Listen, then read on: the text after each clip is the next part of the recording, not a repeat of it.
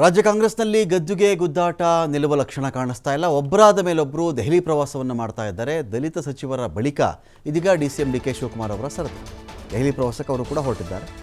ವಿದೇಶಿ ಪ್ರವಾಸದಿಂದ ವಾಪಸ್ಸಾದ ನಂತರ ಡಿಕೆ ಶಿವಕುಮಾರ್ ಅವರ ದೆಹಲಿ ಪ್ರವಾಸ ಇರುತ್ತೆ. ಫೆಬ್ರವರಿ 25-26ಕ್ಕೆ ಡಿಸಿಎಂ ಡಿಕೆ ಶಿವಕುಮಾರ್ ಅವರು ದೆಹಲಿ ದಂಡಯಾತ್ರೆಯನ್ನು ಮಾಡ್ತಾ ಇದ್ದಾರೆ. ಅನೇಕರು ದೆಹಲಿಗೆ ಹೋಗಿ ಬರ್ತಾರೆ. ದೆಹಲಿಗೆ ಹೋಗಿ ಬರ್ತಾರೆ ಅಂದರೆ ಏನೂ ಅಲ್ಲ, ಮುಖ್ಯವಾಗಿ ಕಾಂಗ್ರೆಸ್ ನಾಯಕರು ಹೋದರೆ ಕಾಂಗ್ರೆಸ್ ಹೈಕಮಾಂಡ್ ನಾಯಕರನ್ನು ಭೇಟಿ ಮಾಡಿ ಮಾತಾಡ್ಕೊಂಡು ಬರ್ತಾರೆ ಅಂತ. ಇದೀಗ ನಮಗೆ ರಾಜಣ್ಣ ಅವರಾಗಲಿ, ಜಾರಕಿಹೊಳಿ ಅವರಾಗಲಿ ಇವರೆಲ್ಲರೂ ಕೂಡ ಹೋಗಿ ಬರ್ತಾ ಇದ್ದಾರೆ.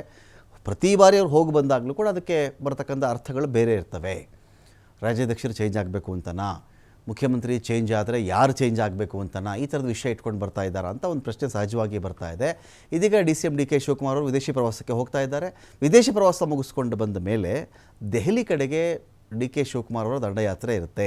ಹೈಕಮಾಂಡ್ ನಾಯಕರನ್ನು ಭೇಟಿ ಮಾಡಬೇಕು ಅಂಥೇಳಿ ಡಿಕೆ ಶಿವಕುಮಾರ್ ಅವರು ದೆಹಲಿ ಕಡೆಗೆ ಹೋಗ್ತಾ ಇದ್ದಾರೆ. ತಿಳಿಸ್ಕೊಳ್ಳೋಕ್ಕೆ ಶಿವಕುಮಾರ್ ಜೊಹಳ್ಳಿ ಇದ್ದಾರೆ. ಶಿವಕುಮಾರ್ ಜೊಹಳ್ಳಿ, ಈ ಬಾರಿಯ ದೆಹಲಿ ಪ್ರವಾಸದ ಉದ್ದೇಶ ಏನು ಡಿಕೆ ಶಿವಕುಮಾರ್ ಅವರದು ಅಂತ? ಶಿವಕುಮಾರ್, ರಮಕಾಂತ್ ಇವತ್ತು ದುಬೈ ಪ್ರವಾಸಕ್ಕೆ ಹೋಗಿದ್ದಾರೆ. ಡಿಸಿಎಂ ಡಿಕೆ ಶಿವಕುಮಾರ್ ಕುಟುಂಬ ಸಮೇತ 4 ದಿನಗಳ ಪ್ರವಾಸಕ್ಕೆ ಹೋಗಿದ್ದಾರೆ. 25-26ರಂದು 2 ದಿನಗಳ ಕಾಲ ದೆಹಲಿಗೆ ಭೇಟಿ ನೀಡೋದಕ್ಕೆ ಈಗಾಗಲೇ ನಿರ್ಧಾರವನ್ನು ತೆಗೆದುಕೊಂಡಿದ್ದಾರೆ. ಹೈಕಮಾಂಡ್ ಭೇಟಿಗೆ ಸಮಯಾವಕಾಶವನ್ನು ಕೂಡ ಕೇಳಿದ್ದಾರೆ.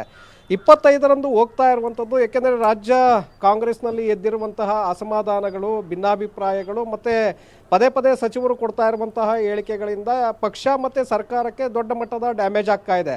ಈಗಾಗಲೇ ಮಲ್ಲಿಕಾರ್ಜುನ್ ಖರ್ಗೆ ಅವರು 2ನೇ ಬಾರಿಗೆ ಸತೀಶ್ ಜಾರಕಿಹೊಳಿ, ಪರಮೇಶ್ವರ್ ಹಾಗೆ ರಾಜಣ್ಣ ಅವ್ರಿಗೆ ಈಗಾಗಲೇ ವಾರ್ನಿಂಗನ್ನು ಮಾಡಿದ್ದಾರೆ. ಯಾವುದೇ ಕಾರಣಕ್ಕೂ ಕೂಡ ವಿವಾದಾತ್ಮಕ ಹೇಳಿಕೆಗಳನ್ನು ಕೊಡಬೇಡಿ, ಪಕ್ಷದ ಒಳಗಡೆ ಪಕ್ಷದ ನಾಯಕರ ವಿರುದ್ಧವಾಗಿ ನೀವು ಮಾತನಾಡಿದರೆ ನಮಗೆ ಅದು ಡ್ಯಾಮೇಜ್ ಆಗುತ್ತೆ. ಹಾಗಾಗಿ ಎಲ್ಲರೂ ಕೂಡ ಒಟ್ಟಾಗಿ ನೀವು ಪ್ರತಿಪಕ್ಷಗಳ ವಿರುದ್ಧವಾಗಿ ಹೋರಾಟವನ್ನು ರೂಪಿಸಬೇಕು, ಇಲ್ಲಿ ಆಂತರಿಕವಾಗಿ ಕಚ್ಚಾಡೋದು ಸರಿಯಲ್ಲ ಅನ್ನುವಂಥ ವಾರ್ನಿಂಗನ್ನು ಮಾಡಿದರು. ಹಾಗಾಗಿ ನಿನ್ನೆಯಿಂದಲೂ ಕೂಡ ಯಾವ ನಾಯಕರು ಕೂಡ ಮಾತನಾಡ್ತಾ ಇಲ್ಲ.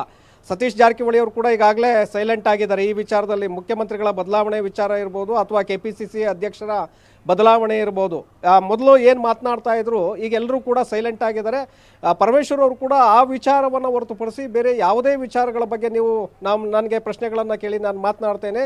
ರಾಜಕೀಯ ವಿಚಾರವಾಗಿ ಮುಖ್ಯಮಂತ್ರಿಗಳ ಬದಲಾವಣೆ ಅಥವಾ ದಲಿತ CM ವಿಚಾರ ಮತ್ತು KPCC ಅಧ್ಯಕ್ಷರನ್ನು ಬದಲಾವಣೆ ಮಾಡುವಂತಹ ಪ್ರಶ್ನೆಗಳನ್ನು ಮಾತ್ರ ನನಗೆ ಕೇಳಬೇಡಿ ಅಂತೇಳಿ ಇವತ್ತು ಕೂಡ ಅವರು ಬಹಿರಂಗವಾಗಿ ಮಾಧ್ಯಮಗಳಿಗೆ ಹೇಳಿದ್ದಾರೆ. ಅದರ ನಂತರ ರಾಜಣ್ಣ ಅವರು ಕೂಡ ಇವತ್ತು ಬಹಿರಂಗವಾಗಿ ಎಲ್ಲೂ ಕೂಡ ಮಾತನಾಡ್ತಾ ಇಲ್ಲ. ಯಾಕೆಂದರೆ ರಾಜಣ್ಣ ಅವ್ರಿಗೆ ನೇರವಾದಂಥ ಎಚ್ಚರಿಕೆಯನ್ನು ಖರ್ಗೆ ಅವರು ರವಾನೆ ಮಾಡಿದ್ದಾರೆ. ಆ ಕಾರಣಕ್ಕೆ ಇವತ್ತು ಮಾಧ್ಯಮಗಳು ಪದೇ ಅವರನ್ನು ಮಾತನಾಡಿಸುವಂಥ ಒಂದು ಪ್ರಯತ್ನವನ್ನು ಮಾಡಿದರೂ ಕೂಡ ಅವರು ಮನೆಯಿಂದ ಹೊರಗಡೆ ಬಂದಿಲ್ಲ. ಗೇಟನ್ನು ಸಂಪೂರ್ಣವಾಗಿ ಕ್ಲೋಸ್ ಮಾಡಿದ್ದಾರೆ. ಇವತ್ತು ಮಾಧ್ಯಮಗಳಿಗೆ ಯಾವುದೇ ರೀತಿಯಾದಂಥ ಹೇಳಿಕೆಗಳನ್ನು ಕೊಡೋದಿಲ್ಲ ಅಂತೇಳಿ ಈ ವಿಚಾರದಲ್ಲಿ.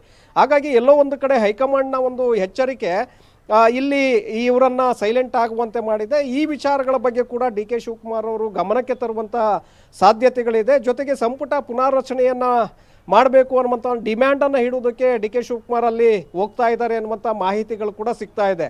ಯಾಕೆಂದರೆ ಸಂಪುಟ ಪುನಾರಚನೆಯನ್ನು ಮಾಡಿದರೆ ಈ ಯಾರೆಲ್ಲ ಧ್ವನಿಯನ್ನು ಎತ್ತುತ್ತಾ ಇದ್ದಾರೆ ಇವರನ್ನು ಸಂಪುಟದಿಂದ ಕೆಳಗಡೆ ಕೈ ಬಿಟ್ಟು ಹೊಸಬರಿಗೆ ಅಲ್ಲಿ ಅವಕಾಶವನ್ನು ಮಾಡಿಕೊಡಬೇಕು ಅನ್ನುವಂಥ ಒಂದು ಪ್ಲಾನನ್ನು ಡಿಕೆ ಶಿವಕುಮಾರ್ ಅವರು ರೂಪಿಸ್ಕೊಂಡಿದ್ದಾರೆ ಅನ್ನುವಂಥದ್ದು.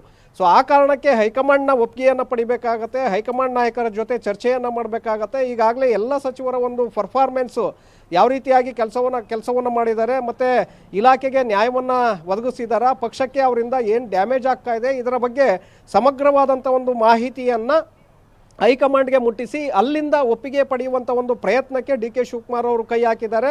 ಸೊ ಹಾಗಾಗಿ ಈಗಾಗಲೇ ಹೈಕಮಾಂಡ್ನಿಂದ ಎಚ್ಚರಿಕೆ ಬಂದಿರೋದ್ರಿಂದ ಈಗ ಎಲ್ಲರೂ ಕೂಡ ಸೈಲೆಂಟ್ ಆಗಿದ್ದಾರೆ, ಯಾರು ಕೂಡ ಮಾತನಾಡ್ತಾ ಇಲ್ಲ. ಡಿಕೆ ಶಿವಕುಮಾರ್ ಅಲ್ಲಿಗೆ ಹೋದ ನಂತರ ಏನು ಅನ್ನುವಂಥದ್ದು ಹೊರಗಡೆ ಬರುತ್ತೆ. Thank you Shivakumar ಜೊಹಳ್ಳಿ.